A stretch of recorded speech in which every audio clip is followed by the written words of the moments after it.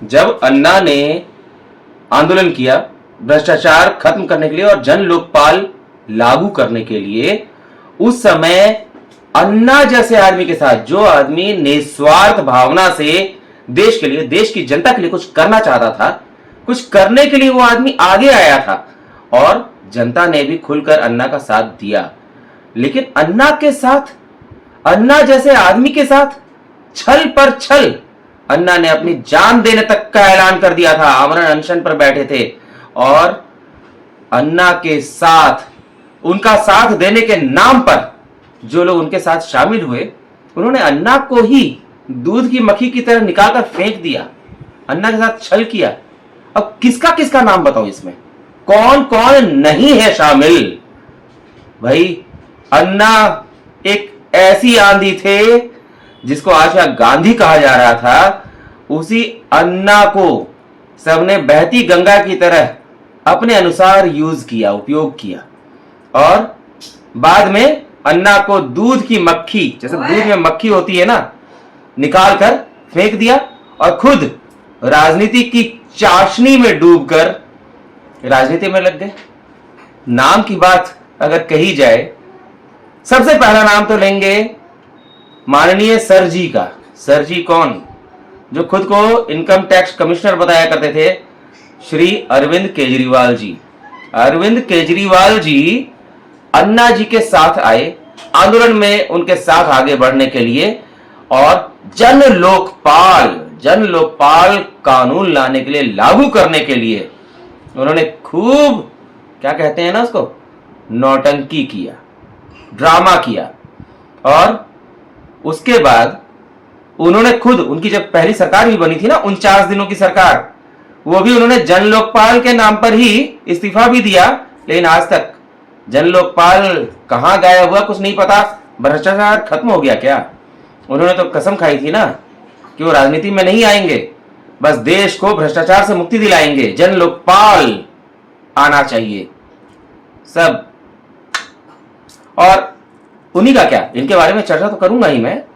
इनके साथ कई लोग एक थे भाई साहब, जो माइक, गाना बजाना, गाये बाजे के साथ पहुंचे थे। कुमार विश्वास देश के बहुत बड़े कवियों में शामिल हैं और वो भी आए थे। और राजनीतिक पार्टी जब बनी, सर जी ने जब अपनी राजनीतिक पार्टी बनाई, माननीय सिसोदिया जी, मनीष सिसोदिया, उनके साथ मिलकर प्रशांत भूषण भी थे, कई लोग थे, सबने पार्टी बनाई। अन्ना को चूसा, अन्ना बूढ़े बुजुर्ग व्यक्ति को चूस लिया, उनके अंदर से जो प्राप्त कर सकते थे कर लिया, बाद में उनको निकाल दिया, राजनीति में आ गए। और राजनीति भी इतनी गंदी, घिनौनी, घृणित। हाँ, एक बात तो कहूंगा कि सर जी ने सभी को अपने अपने अनुसार उपयोग किया और ठिकाने लगा दिया, एक एक करके सबको किनारे कर दिया। कभी प्रशांत भूषण जी को, तो कभी कुमार विश्वास को, कभी किसी को। और भूलने की तो बात ही नहीं है, देश की पहली महिला आईपीएस ऑफिसर, मैग्सेसे पुरस्कार विजेता किरण बेदी जी भी, अन्ना आंदोलन में शामिल थीं और उन्होंने भी आगे चलकर भारतीय जनता पार्टी का दामन थाम लिया और भाजपा ने उन्हें दिल्ली के मुख्यमंत्री के तौर पर प्रोजेक्ट भी किया था। यह अलग की बात है कि कोई कमाल नहीं कर सकी वो राजनीति में। और आम आदमी पार्टी, जो कि अन्ना आंदोलन की आंधी से उपजी हुई पार्टी थी, उस पार्टी की आंधी में ये उजड़ गई। बाद में भाजपा ने इनको पुडुचेरी का राज्यपाल भी बनाया। लेकिन कुल मिलाकर सभी ने तो अन्ना को बस अपने अपने अनुसार यूज किया, चूस गए अन्ना को। आज अन्ना कहां है? उसी गुमनामी में। जो आदमी अपने लिए नहीं, अन्ना अपने लिए नहीं आया था, अन्ना हम सबके लिए आया था, हमारे बच्चों के लिए आया था, हमारी पीढ़ियों के लिए आया था, हमारे देश के लिए आया था।